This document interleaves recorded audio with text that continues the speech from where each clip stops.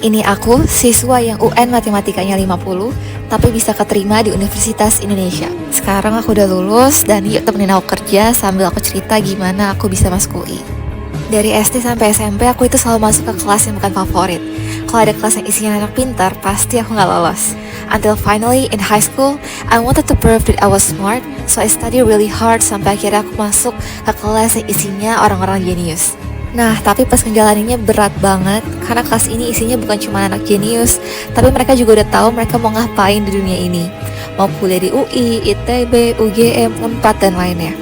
Yang tadinya aku udah pede, aku pintar, tapi justru aku jadi down karena aku dikelilingin orang-orang yang jauh lebih pintar daripada aku. Dan jadi sadar ternyata masuk universitas terbaik itu banyak banget saingannya, belum lagi orang-orang jenius di luar sana.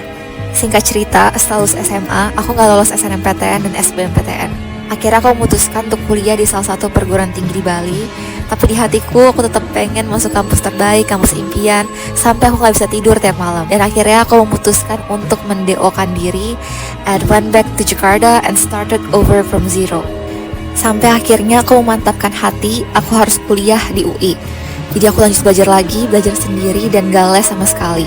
Karena orang tua aku gak sanggup biayain bimbel yang mahal banget, dan aku bukan datang dari keluarga yang berada juga.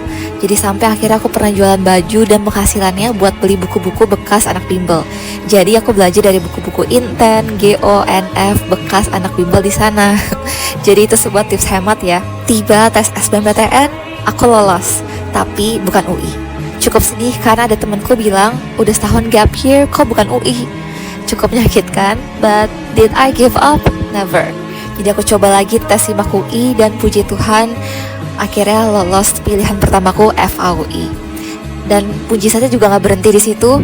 Aku lolos berdua bareng adikku dan adikku masuk HI UI. Jadi kita berdua jadi generasi pertama di keluarga kita yang bisa menempuh pendidikan S1.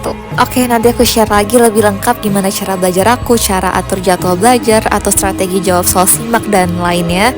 Sekarang aku mau lanjut kerja dulu. See you.